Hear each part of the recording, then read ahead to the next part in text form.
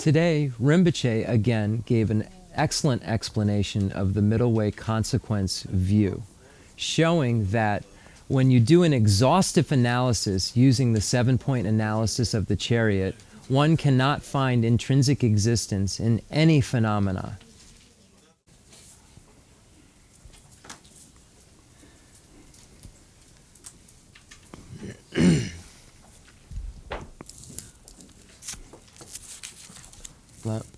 The Lamrim, that's Chenmo. Yeah. Gang is in a me sarpa mambo yure. Chishen or Lamrim, that's.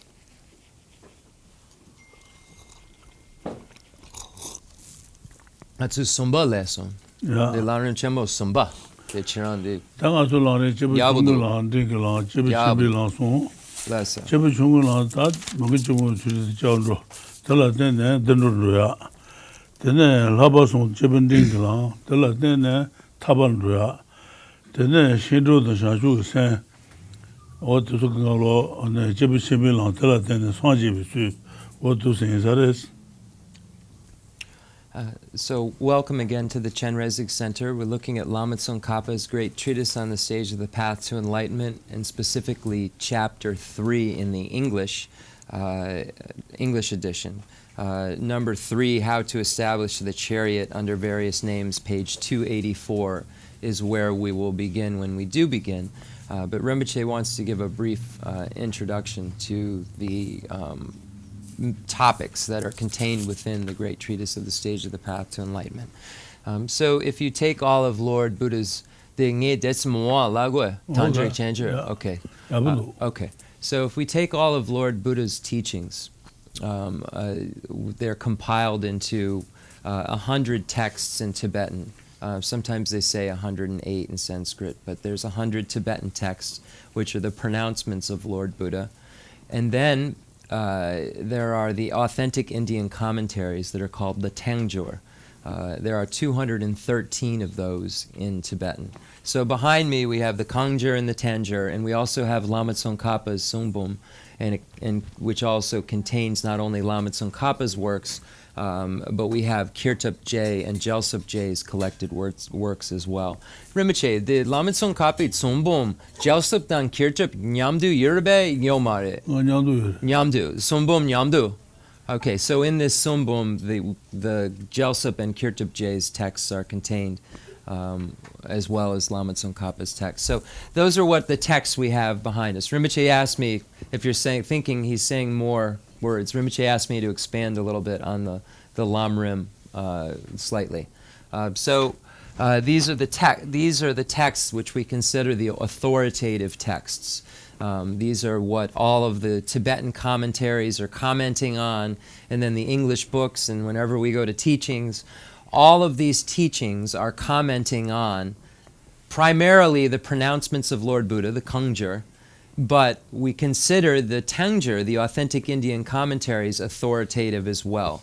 So we consider them, Rinpoche, the Tangjur Sanjay Ka Yomare, Yene the Chu Gunchu. So we would say that it would be considered the Dharma jewel in the way of like a symbol of the Dharma jewel. So the Kangjur and the Tangjur would be symbolic of the Dharma jewel, because the Dharma jewel is the actual realization within the continuum of a being that these texts are presenting. So we consider both the Kangjur and the Tangjur authoritative representations or symbols of the Dharma jewel, and very difficult to understand and read.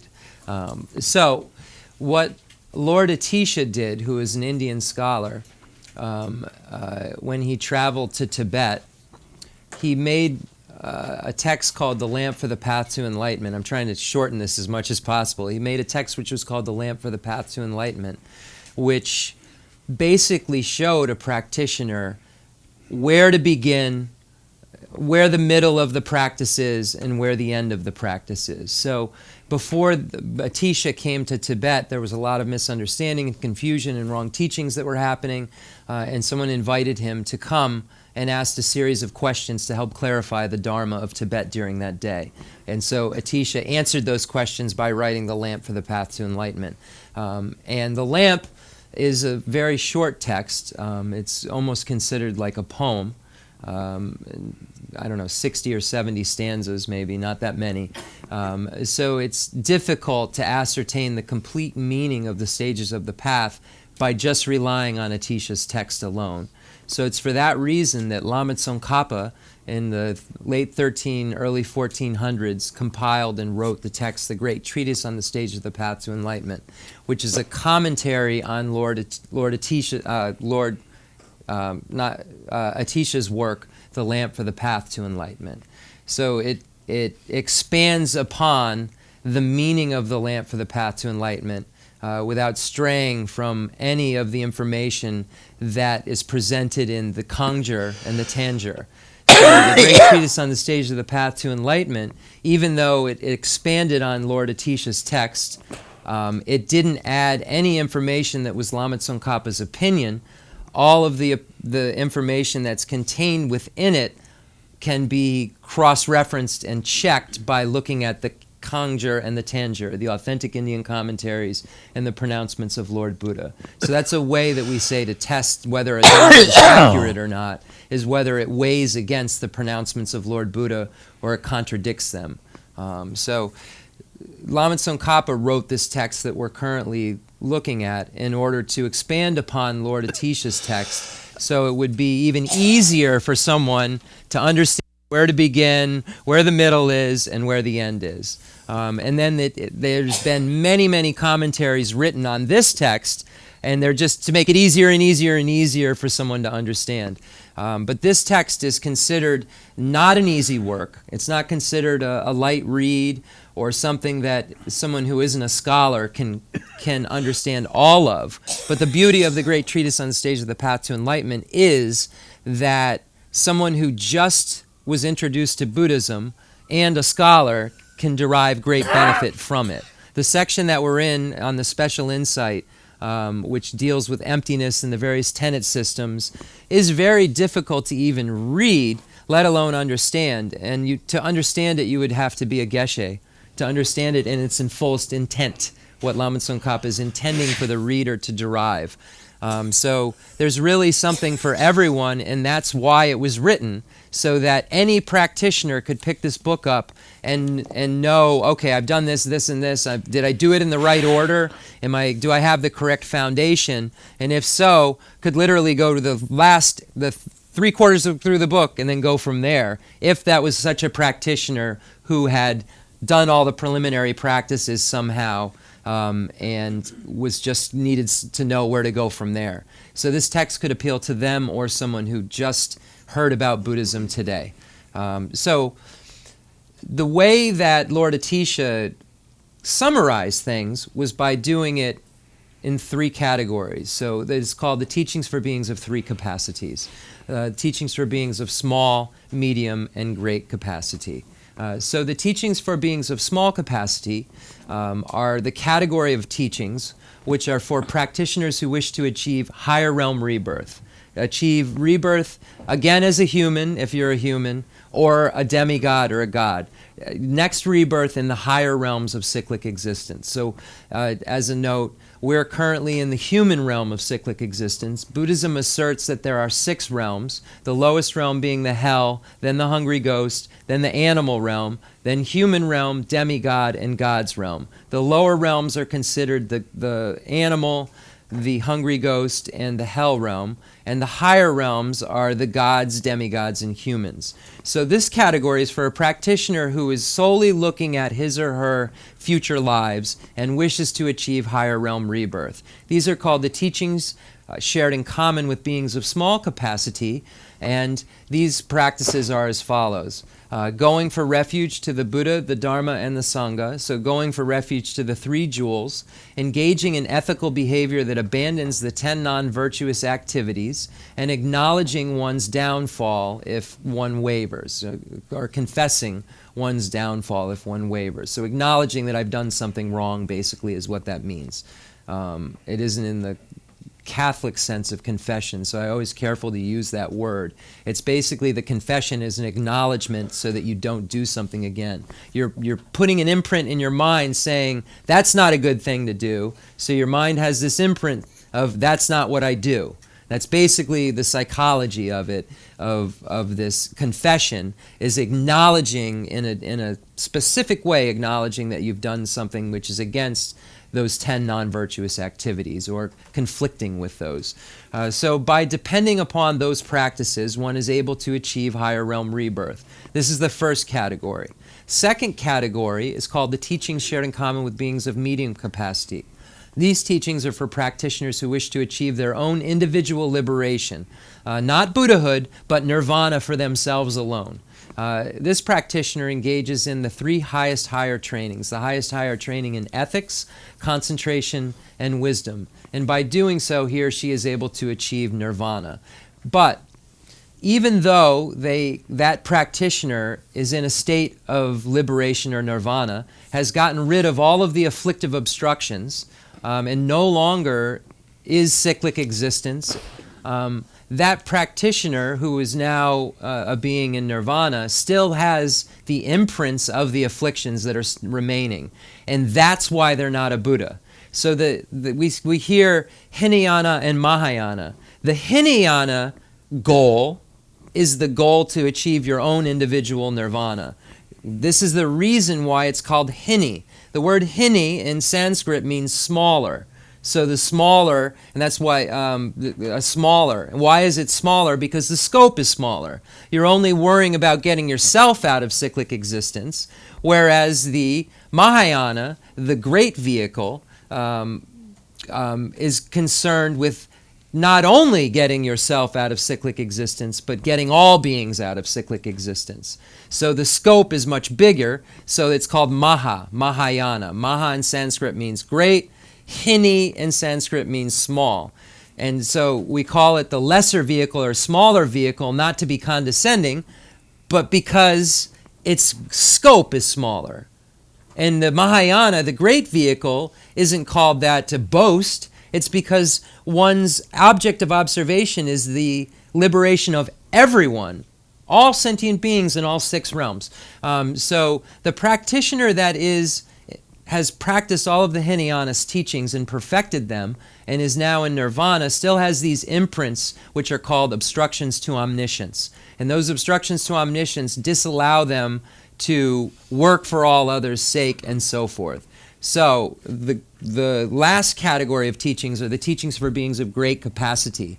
And these are for practitioners who wish to achieve complete Buddhahood, complete cessation of the afflictive obstructions and the obstructions to omniscience for the sake of all sentient beings. So the purpose of this practitioner's path is to free all sentient beings from suffering and to become a Buddha and in order to free all sentient beings from suffering. Because the best person for the job of freeing sentient beings is a Buddha, because the Buddha, he or she is omniscient and knows what's best, doesn't think about what's best, knows what's best, knows what your imprints will manifest and so forth. So that's why one aspires to be a Buddha, to be in the best position to be able to help sentient beings be free. It's not to be the greatest person, it's to be the greatest helper. The person with the most compassion is the one who wins in this, not the person who arrives at their own goals. The goal is to arrive, for everyone to arrive at the same thing I want.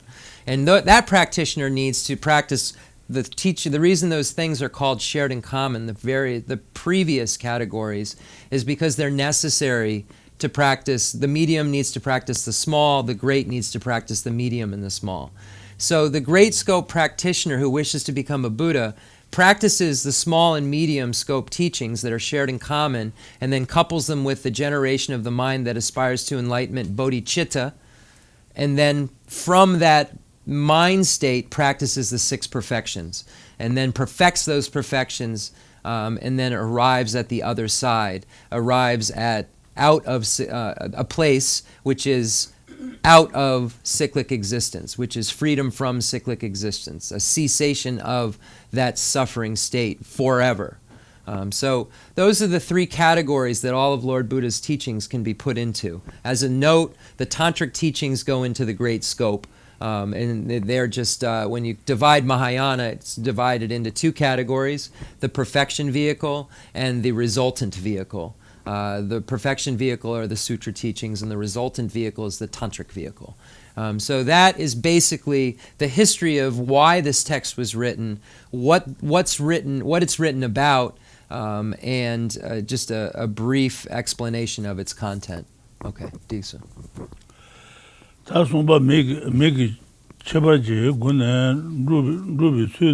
Oh, I lost it. Shinti tanyen bachi sewa duba baji du mazi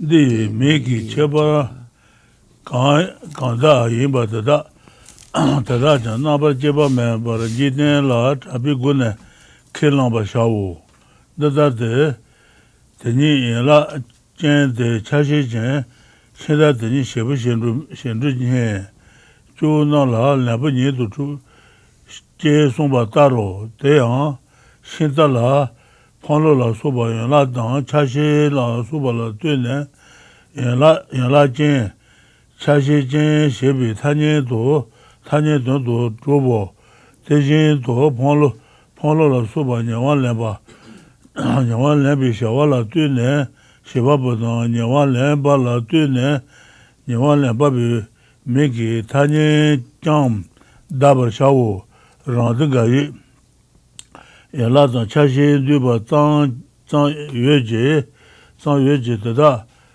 tātē bā māmī bīshē yālā jīn chāshī jīn mē bā māwā tāng tējīn tō lēmbājī yueji shēpa bō mē bā tāng nyawā lēmbā lē zī tātē bā māmī bī shir nyawan lapa bo yueji, nyawan lapa bo men do shi mawa tada ki jiten bi gundu la shinji ludu mawa yinde tada na yun la jen la soba na jang men ban ju shiro tala gun nen yubar jiten trabi gundu ma la ji je sombi shir te na dun dang ba yun la jen la soba mebar tar yun la la soba yang me la kunzu do yun la la soba yoba tar yun la jen la soba tada yang yoba mawa ne deba nyi je tsu le manya ba yin no Jiba tala tene, tata tu nyungwa, nyebi penyo yude le, kanki shir jiden je kunzu ndetar, nabara jeba na, yoba manju shin, mataba trabi gune yoba teni ji shir, nenju bayi rinba, teni jindala, nāmbara jeba nā che nyōwa kona nīji tīmpu banjoro teta ishe nā dūn che me kānte che tabo yue je nēnju bēne yue miñe tēne tēni lāng dala jōnju yu dātu chūpa tēshīn dōba tar dōba shā Shinti jeba ten rawa tene tekona ni rajin mebi tuanji tin nyoto boba sombe tene shinto ne chewa tangwo dada yinsu nambara jubi nenjubi kete shinta sheshawa rajin je juba shi yuena ne tetun member jidan tate la soba naba dunbo di gune rajin yume suyu ribi tewa na dunbo tada karun shi do nyeban juna tata kanto yang manye to, tatar manye chang, shinta tanyen nyo mene pa mawa nana, shinta she shawa, maribi lentu ki mi nyabara sheba ta kone taba yinje rajin chuba mayi no, nyado ngaba jeba joro. Nenjuba te konani dila do, juba joro, teni la, shebi agi ne kunzu nyamba yang manjuwa, tenpa wo, shinta la rajin yoba gobe, tajulu naba dundu, nabara jeba, de nabara seshin, gobe ribayang chi sawa, de la tenne shinta rajin meba toba lawa yino, do na shinta la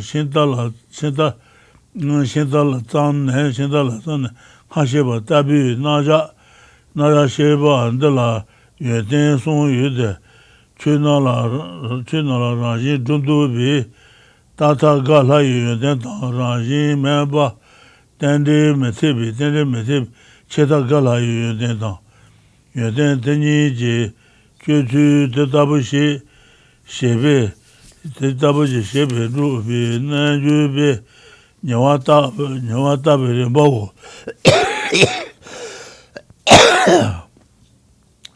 Tambo ne, chi tade zang gubi, rajin yueba ngusu, shinto duna, tuba lala, hachang mona, tseso ju, naba dunji, juba de shinto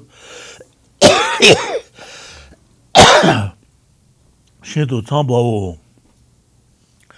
Nipa tambo gobi duna, gajala chaba jate kabe, te guna rajin yueba, kejang tajin,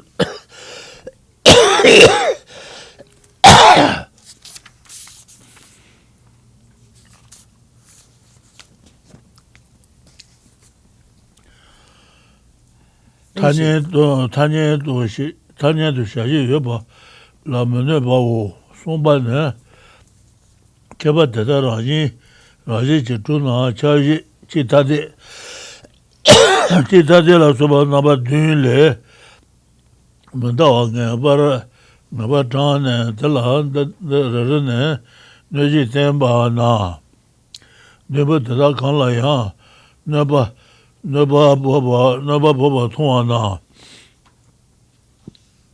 chaji kebe, chaja yang keba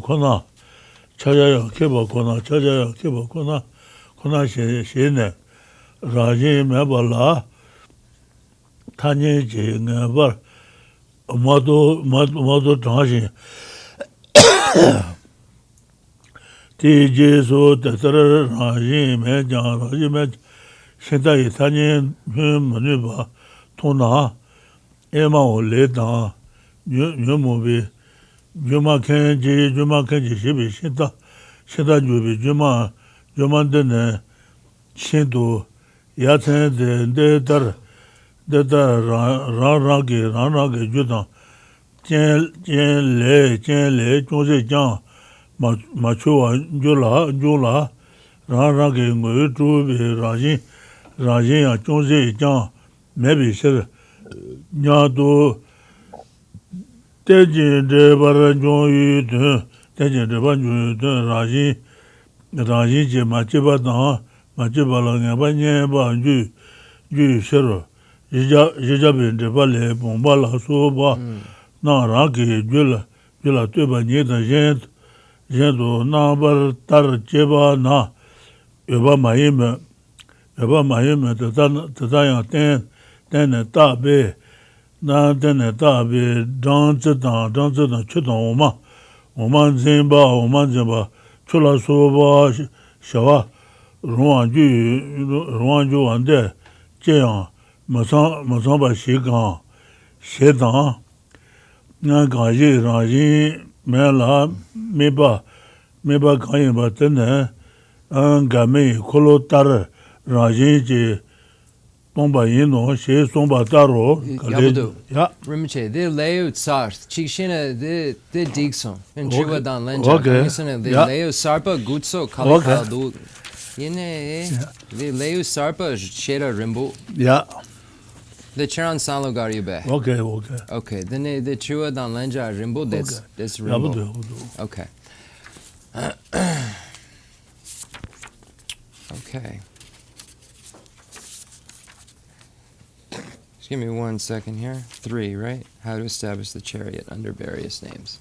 Okay, so 284. So we're going to finish this chapter today, and instead of getting into the next chapter, we're going to then have an extended question and answer session. So, yeah, that's what Rinpoche wants to do.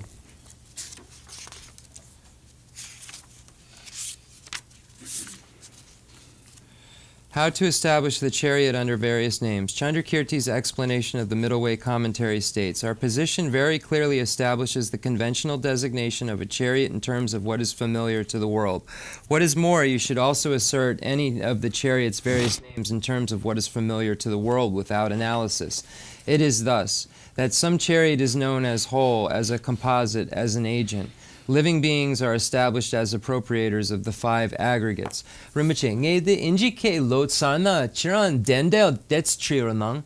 Dixon. Dendel de. Okay, tuche. So once I'm done reading in English, Rinpoche is going to give a short explanation of dependent origination and emptiness. In relation to parts and components, such as wheels, a chariot is established as a referent of the convention's whole and composite. Likewise, it is designated with the nominal convention agent with reference to its activity of appropriating wheels, etc., and with the nominal convention appropriator in relation to the appropriated parts. Some Buddhists claim that mere groups of components and parts exist, and that since nothing different from that is evident, wholes and composites do not exist. Likewise, they claim that only actions exist, but agents do not, and that since nothing different from appropriation is evident, appropriation exists, but the appropriator does not. In terms of the conventions of the world, these positions are inaccurate because were they accurate, even parts and such would not exist. With that point in mind, Chandrakirti said, do not destroy the conventions familiar to the world.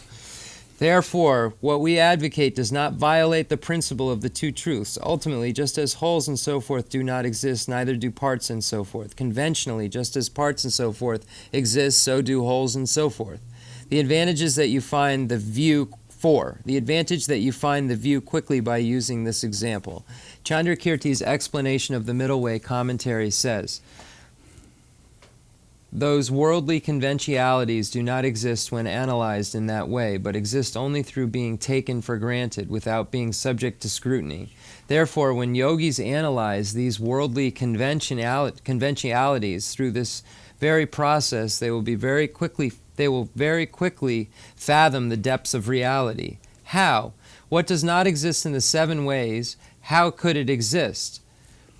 Thinking thus, yogis do not find the existence of the chariot and thereby easily enter into reality as well. Hence, you should also assert the establishment of the chariot in that way. This means that it is through such analysis of the chariot that you quickly fathom the deepest meaning of reality, that there is no intrinsic nature. Thus, it is evident that this is a very crucial point. Yogis who in this way analyze how things exist will develop certainty, thinking, if this chariot existed intrinsically, then when I search with reasoning that looks to see whether it exists intrinsically in any of the 7 ways, same, different, and so forth, I should undoubtedly find it in one of those 7 ways, yet I do not find it in any of those 7 ways. It is apparent that despite that not being found, I cannot repudiate the convention of the chariot. Still, chariot is imputed only by way of the mind's eye being corrupted by films of ignorance. It is not intrinsically existent. Such yogis easily enter into reality. The words as well in Chandrakirti's phrase, enter into reality, as well show that this analysis does not harm conventionalities. As a system for delineating alternatives in the refutation of a chariot's intrinsic existence, the investigation of these 7 ways clarifies the possibilities and greatly clarifies the refuting arguments. Thus, it is easy to realize that a chariot lacks intrinsic existence using this analysis. In brief, there are 3 advantages to presenting this topic as explained above, beginning with the chariot. 1. The advantage that it is easy to refute the eternalistic view that superimposes intrinsic existence on phenomena. 2. The advantage that it is easy to refute the nihilistic view that dependent arising is invalid in the absence of intrinsic existence. And 3. The yogi's investigative process, which establishes the first 2 advantages by carrying out analysis in just such a manner to elaborate on these 3. 1. When you use a highly condensed method of refuting intrinsic existence, refuting just same and different, it is difficult to understand. It again becomes difficult when there are too many alternatives. Thus, the 7-fold analysis is quite appropriate. In that, you refute an object of negation with an added qualification during the initial refutation. You refute intrinsic existence without damaging the conventional existence of action and agents. After you have developed certainty that the pervaded intrinsic existence does not extend beyond the pervader, the 7 ways, such as one and different, you then show that each of those 7 is contradicted.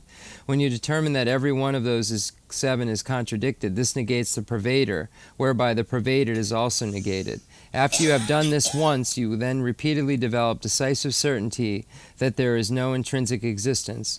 After that, when you see that you cannot repudiate the convention of the chariot even though there is no intrinsic existence, you think, oh, it's amazing how the magicians of karma and the afflictions conjure up these illusions such as chariots. Each arises without even the slightest confusion from its own causes and conditions. Each lacks even the slightest trace of essential or intrinsic existence. You will be certain that dependent arising means that things are not intrinsically produced, as Chandrakirti's commentary on the 400 stanzas says. Pots and such do not exist under the 5-fold analysis as to whether they are the same as their causes or other than their causes. Nevertheless, through dependent imputation, they can do things like hold a scoop, honey, or water or milk. Is this not wonderful? And what lacks intrinsic existence and yet is evident is empty of intrinsic existence, like the circle of a whirling fireband. That is where we'll end. Rinpoche, that's true, no? The tomba ni, that's go. The tomba ni, that's true, no? Dendel. Gangesena, the mambo kali kabudu, the lona, yene, the chu tamche tomba ni dendel imbichir le lar. That's true, no? That ended the susu ngala charge by ina. Yabudu. And the ngasa the pomunga tubala dun truores. Maduba ram radio dun truba dende lores. Dun truba yinta, Maduba radio mares, that Tony Lugo. Then Tony mepa kali kapu the mepa kakare. Tony dang mepa. That never madus law on the mapa cosuna chetal hundreds. Lesser. What the Lota Chanures. Yes, the Damba Yoba goes on Tata Londres, the Damba Druba. Okay, 16. The Batata the Maba Cheta. Lesser. What to say somewhere?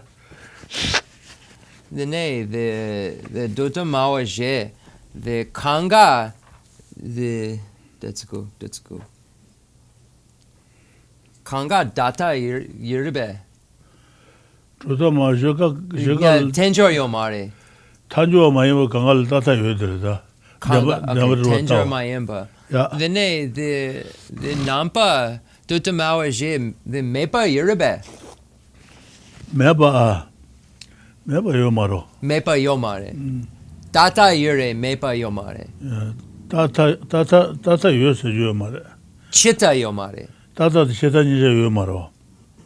Yomare. Yine the Cheta Yona Meba Yoguro. Sem Sampa the Kalen Chita Yomare be. Data. Data. Okay, yeah. 2 chena Rinpoche. So when we divide Tibetan Buddhist philosophy according to view of emptiness and some of the other views, it can be divided into four tenet systems, four major tenet systems. It's something that came later, and it was just another way of making an order out of a lot of information. So there were people who held these views and others that hold those views, and you could figure out and name by category those views and the groupings of people who held certain views. So that's what they did in history. And it's called the four tenet systems. The first of the four tenet systems is called the Great Exposition School in English. In Sanskrit, it's Vaibhashika. The second, and I'm reading them, I'm saying them in order of the lowest school to the highest school. And why are we saying one's lower, one's higher? It's because the highest school has the most refined, subtle view of the nature of reality that's correct and not refutable. All of the other schools below the highest school, you can refute in some way their assertions. So the final school, the middle way consequence school, the highest school, can't be negated with using syllogisms or using any other philosophical system. So that's why we call it lowest to highest. Highest is not refutable. You can't negate it. There hasn't been a school that's been able to do that yet. So the lower school, but when I say that, it's not demeaning it. That lower school, you find, and the holders of that view, our main teachings on karma come from Vaibhashika school writers and Sutra school writers. So don't ever think that lower, that's not as good. It's just in the terms of their understanding of the nature of reality, really. And there are a lot of things in common as well that are the same in the Great Exposition School as they are in the highest school. It's really the main differences are related to the nature of reality and the subtlety of what is empty and what's not empty. So the lowest school, the Great Exposition School, the Vaibhashika school, is the first category. The second category is called the Sautrantika school, in English Sutra school. The third category is the mind-only school, Chittamantran in Sanskrit. And then the fourth category is the middle way school, Madhyamaka in Sanskrit. And the middle way school has two categories, middle way autonomy and middle way consequence school. In Sanskrit, the middle way autonomy is Madhyamika Svatantrika, and the middle way consequence school is Madhyamika Prasangika. So that's kind of the order. The Madhyamika Prasangika, or the middle way consequence school, is the highest school, and they assert that nothing has intrinsic existence whatsoever. So when we look at wrong view, according to Buddhism, we state that Buddha states that there's two views that you can hold that are wrong. One is substantialism, asserting a true existence of something, a singularity of something without reliance on anything else. And then the other extreme, they're called the two extremes. The other extreme is nihilism, or believing that nothing exists, nothing matters. So Buddhism, the middle way consequence school, is in the middle of those two views. If we look at all of the tenets except the middle way consequence school, all of the tenets below the middle way consequence school have substantialism. They hold the view of substantialism. So they hold a wrong view, even though it's subtle in some cases, they hold a wrong view. So for instance, the middle way school is divided into two, middle way autonomy and middle way consequence. The middle way autonomy school still believes that there is an intrinsic existence in a subtle way conventionally in objects. They believe that an object has some thingness to it, but it requires the person to establish it, name it, and combine it with this essence that it has for it to come into being. So that essence is still some form of intrinsic nature that the Middle Way Consequence School says doesn't exist. The Middle Way Consequence School says, using the topic of the I, or the person, the I is not intrinsically existent, is not truly established, because it merely dependently originates. So the I, the person, comes into being through a collection of parts, or collection of aggregates, that serve as an appropriate basis of designation, once those things come together, for the naming of I.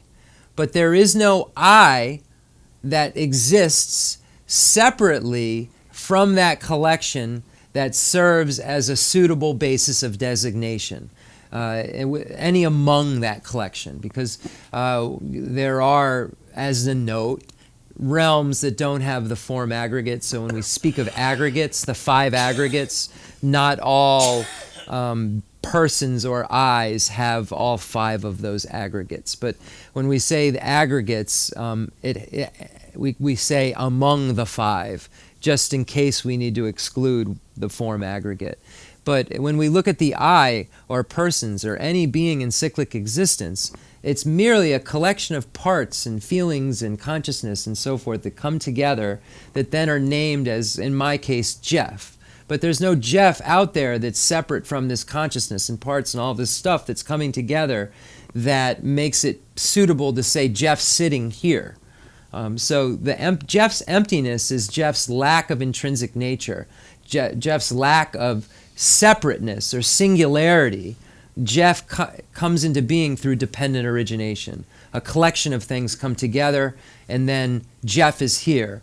But that doesn't mean that there is no Jeff, because these parts exist, but they don't intrinsically exist as something specifically. They're only come into being through designation. They only become what they are once they're designated as such. They aren't what they are designated as from their own side, exclusively separate from that designation. So that's what emptiness means. Jeff's emptiness, this book's emptiness, means that it dependently originates. This book is here because there's paper, and then there's a person who cut a tree and then made the tree into this, and they made ink with something, and all of these things came together, and then we have something we just say is book. And we feel it's this substantially existent book that is from its own side book. But there is no book that is substantially existent from its own side, because of that dependent origination, because all those parts that come together to make the whole. There is no singular whole, there's a whole that is a collection. So that's emptiness. I added very few things to what Rinpoche said, but the exact point is what he asked to be presented. That point is what he asked to be presented. Diksoen. Okay. Questions? Sure. And then when we end, we'll just try to, just end not quickly, but just know that we are leaving we're trying to get, I want to try to get Rinpoche his lunch by right around noon in New York at the monastery. So it's about an hour, I think, hour and 10, 15 minutes, not much more. It's right past Danbury. Or I'm remembering it wrong and it's like 4 hours away. No, I'm kidding, it's not. We've done this before, after class thing. All right, so you were talking about the dependent origination and everything, and the last links of dependent origination, the ones that are like the final one is like aging, death, and suffering. Then you have the ones like craving and clinging that are towards the end. So they're not necessarily in that order, though. The 12 links aren't in order. All the 12 links still are interdependent of one another. Yes. But I mean, I was just thinking, because they say the 5 sense bases are part, the 5 sense organs, the 5 senses that we have. The sense powers. Yeah, the sense powers are all part of that links of the dependent origination. But there are, conscious sentient human beings who have lost all 5 of their sense organs. Wouldn't that mean if aging, their sense death, and powers can still be there and not functioning properly, though? They can be a faulty sense power. Oh, so like they can be defective. So it's defective. Oh. Yeah, in the karma is what makes it defective. So it's so if you were theoretically capable of fully eradicating those five senses from your mind, that would mean that you wouldn't experience the other parts of. If you could, how do you do that? Well, you know what I mean? Saying, like if there you are I mean, there are children who are born without. Every once in a while, it happens. People like Helen Keller who don't. Right, they have a faulty eye consciousness. Their eye consciousness is broken. But if they're not, so if their eye consciousness is broken, doesn't something that mean, in that either their sense power is faulty or their consciousness that it's powering is broken. There's something faulty that their karma is causing the sense power. But wouldn't they like if your eyes just stop working, wouldn't you not be able to generate more karma through your eyes? Or desire comes from from these sense organs. So if I see something that I like, it's that eye contact. That's only one kind of craving, seeing. You crave through every pore of your body something, whether it's fame or food or some type of alcohol or companionship or love or anger. Every pore of your body has some kind of attachment that it can have. So you take away your sight, and you remember what things looked like. Say you never had sight, then you see with your hands. You know what I mean? Then you're attached to what you feel it looks like. If you don't have any feeling of your hands, then you're attached to what it smells like. If you get rid of all of it, you're attached to what you think it might be. Thank you. The Rinpoche, konde seudu, the me kashe, mik, the law, make law, the peche chegomare, the me kashe, the na, the then konsu, the wambo yomare, then nge seudu wambo yure, yene junior, wambo dang sheba nicha yure, yene chikshena the mig sheba junior, chikshena mig wambo junior. Then June Garishene le. The datayen. The Garishene migloa le. Yene the June the conso miki number sheba yurbe.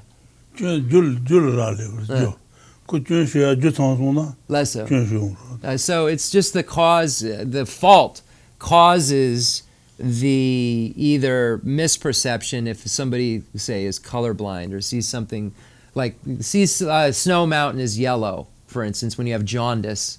So it could be something like that. There's something causing that fault in the consciousness, Rinpoche is saying. So there's some karma that has caused the sight, either consciousness or sense power, to be faulty. But you'd still would accumulate karma in whatever other way. But I see what you're saying. Like, if you could just start getting rid of senses, then couldn't you start getting rid of attachment? But we're attached beings. We're attached to the I is the biggest one. So that's the main thing that we grasp at. The I is Jeff being truly established. So you'd have that even if you were just a consciousness. You'd be grasping at whatever you are believe you are at that point. Even if you're in the bardo, you think you're an animal form, you're grasping at that as I.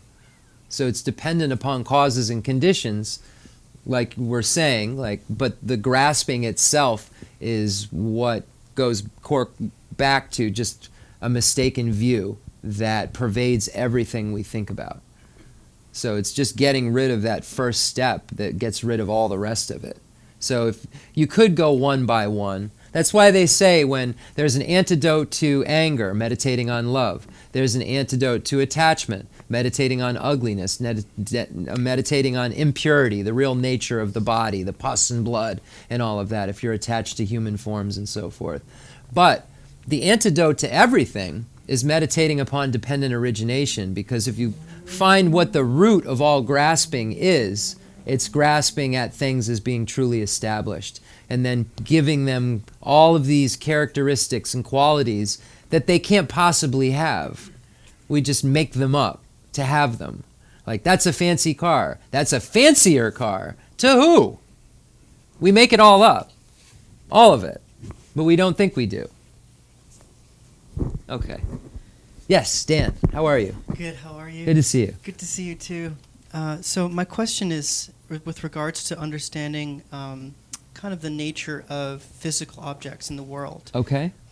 So I feel like it's very easy to come to the conclusion that all things exist in some way in mind, or exist available to mind, because for one, we all have our own karma, and that karma in our mind produces the world we experience. Also, it is possible to have omniscience, and therefore to be omniscient, to know all phenomena, we must be able to know those phenomena in our mind, so they are available to mind in some way. Also, it is written in books that I read from the Dalai Lama when he's describing Dzogchen reflections. One of the things that he describes is to understand the nature of the mind, or everything as being the play of the innate mind of clear light. Mm. And so all these teachings point to the fact that our outer reality somehow exists in mind. And this also maybe resonates with the teachings of the mind-only school. It is the teaching of the mind-only school. So, exactly what you're presenting is the teaching of the mind-only school. So what I understand then, therefore, is it is appropriate to say that these things may be correct and appropriate to a certain extent, to the extent of the mind-only school. But once you achieve that level, you must go past it to realize that the mind, too, is empty. No, the mind-only school is wrong. Okay. So the mind-only school believes that we have a projector. Our mind is a projector, and it's projecting out everything that exists. And then the experience that we're perceiving to exist then is like the waves on an ocean that are going out and coming back. It's going out, it's projecting this reality, and then the reality is coming back to us and positing these seeds into a storehouse consciousness. They have an extra consciousness in the mind-only school that is like a bank that's like the projector. And there's this belief that it's all just a projection of this bank, and it's just going out and coming in, and going out and coming in. And that there is not external phenomena. So the mind-only school is incorrect in that, because then it starts to lean towards a nihilistic view, and not really a nihilistic view, just an incorrect view that external objects don't exist outside of the mind. Right. And then it makes the mind have this substantial existence. The mind is everything then. Mm-hmm. The mind is table, the mind, and then now consciousness and form aren't mutually exclusive. Now you're combining things that are mutually exclusive and saying somehow something that is suitable to be shown as form now can also simultaneously be consciousness without separation, and that we can somehow use these items together. You and I can use this item together, that we'd have to be projecting the exact same thing at the exact same time, and that would require the exact same karma to be able, because if it's all a projection, and that would mean that everybody in this room would be having to have the exact same moment of experience in order for that to be observed. Okay. Rinpoche, Kong Triwa de Ngatsu the Becha Mambo then Dzogchen. This is what happens with Dzogchen, is a lot of people do come to the conclusion of either nihilism or the mind-only school, because it's very easy to see that the Buddha asks, what creates the lower realms of cyclic existence? An evil mind. What creates the higher realms? A positive mind. And that was said by Lord Buddha. But what it meant is that the karma and the virtue and non-virtue that's causes your experience. So the virtuous mind causes virtue to occur. Virtue leads to happiness. But if you look at it just in its main quick form, it looks like it's saying that it's all made from the mind. Then sem sampi dawa, the chu tamche the sem zusong. Then the teb the shilola yomare nge sem zusong. Sen sampi dawa. Sen la dada drupa. So it is an emanation of the mind. So this is the mind-only school, as Rinpoche just said, believes that all phenomena are just emanations of the mind. Then the Jun garre, garshene Jun, the teb dange sem chipa, Sem sampa tsampa. Ni sheba dang di teb chipa. Send did and or something. Send did about Marwa. Then this the zoo dang sheba gewa yo marbe. So she will go there. Then sem sampa kandre gangin sinner konsu sampa the sem zuzugdu. Send la then. In the Send all the then. You took no trouble is on send some boss. La dene konsu sampa the teb yure yine ngatsu sem zuson. Taina ngaso sandan and did zuro. Couldn't the sandan go zuro. Then the ngatsu sem teb zuna. Then the teb zuken gogomare. Send sandan and make zuro. Then the teb zuken. Zuken. Then kandre the zuken yure yene sem zuson. Ngai sem zuken zuson. Zuken tu send it. Tell a then and la zula zuro. Yeah, it's very confusing. I don't know how they believe that.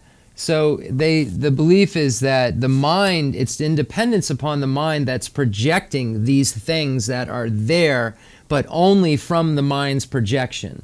So they're not saying they're non-existent. These things out here are non-existent. They're just saying that they are independence upon this projection of the mind that they are here.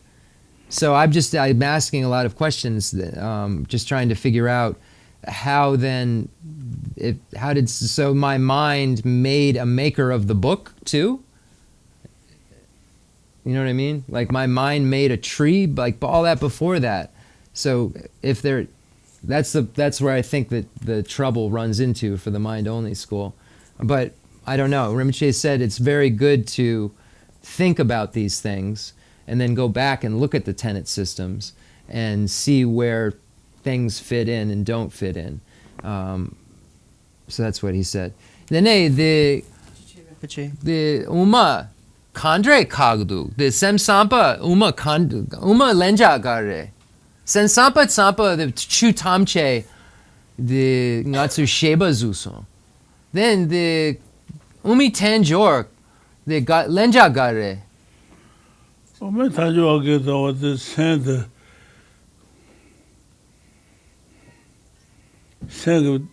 真正都是大把藏都有吧的是，大把了嘛对吧让我都有嘛的是，我的心嘛的吧，大把了嘛对吧让我买把的东西，大把藏都有吧工作点吧年。The Garshe the Semsam June Gare the June Gare. The June Gare. Send visit the river Nabajisan Mendo. Send same Balatana could dig in and towing waters. Send some bus. Then the June Gare. The Umi Tenjor Lenja Gare. The Chiran de Chuch. Send the river Maris Roda. Send the river Maris. So he says the exactly what we think. So the book is awareness. The book has awareness. If the book is your consciousness, then the book knows something. The book knows how to drive to Middletown from your house. So if there is all, and so Rinpoche said that the Middle Way Consequence School merely says that object there is cognized by me and then named as this or that. That all the consciousnesses except the mind consciousness, no matter what, misapprehend that book because they see it as substantially existent as book. And then the mind follows up with a nominal designation of that's a book. So it's stated that there's wrong view always in the other senses except the mind consciousness because it's only the mind that can think about it and say, no, it's a collection of parts that are put together. All our other senses apprehend it incorrectly initially and believe it's intrinsically existent. And the mind follows behind it by not questioning it and says, oh, there's a book right there. and names it as a book. So Rinpoche said the middle way consequence view is that the conventional view is that that book is there. Why is that a book? And why does it exist? Because you can pick it up and you can read it. And the definition of book is, something that has words in it that you can read, however they define book. So it's suitable to be within the definition of what a book is. So conventionally, that exists and it's a book. Its ultimate existence is that that book is empty. It's not truly established because it dependently originates. So the middle way consequence school says that book exists as a book, but it doesn't intrinsically exist. Why doesn't it intrinsically exist? Because it takes a maker, it takes ink, it takes all of those things to come together for someone to show up and name it as book. But there isn't any book that's separate from that process of that comings together of a collection that's appropriate to be named as book. So that's the emptiness that we speak of, that things don't have this intrinsic existence. So we're going to end there because it's 10:30. And thank you, everyone, for everything. And we'll do the concluding mandala offering and dedication prayer. And again, we're going to Carmel, New York, right from here to is it Kuan Yin? Is that what it's called? Kuan Yin Monastery? Anyway, it's the Buddha. If you haven't seen it, it's incredible. The Buddha is so big, you can't even in your mind think about it. Oh, it's a big Buddha. It's big. It's like the biggest in the Western Hemisphere. And then there's 100,000 Buddha. I know I said this, but the 100,000 Buddhas all around it. And then there's a lake with Kuan Yin on the lake, who's the Chenrezig. In the Chinese Buddhism, Kuan Yin is Chenrezig. So if you can go, it'll be fun. We're not going to spend all day there. It's just going to be eat, Buddha, go. So don't feel like you have to set up for the tent and stuff. Concluding mandala. The fundamental ground is scented with incense and strewn with flowers, adorned with Mount Meru, the four continents, the sun and the moon. I imagine this as a Buddha land and offer it. May all sentient beings enjoy this pure realm. I dedicate whatever virtues I have collected for the benefit of the teachings and of all sentient beings, and in particular for the essential teachings of Venerable Losang Drakpa to shine forever. I send forth this jeweled mandala to you, precious Guru. I dedicate all this virtue to emulate the knowledge of the hero Manjushri and likewise Samantabhadra as well. With whatever dedication is praised as supreme by all the conquerors who traverse the three times, I also dedicate all my roots of virtue for the sake of auspicious deeds. In that pure land surrounded by snowy mountains, you are the source of all benefit and happiness. All-powerful Avalokiteshvara, Tenzin Gyatso, may you stay until samsara's end. I pray for the long life of the precious Khensur Wandok, uphold their scriptural and realizational doctrines. Spiritual friend who trained extensively in the 5 great philosophical texts with exceptional wisdom and perseverance. Tuji Rinpoche Guti Shapidenra Lang Atsu Lamrim Chamalang Anjam Kanga Trilnang.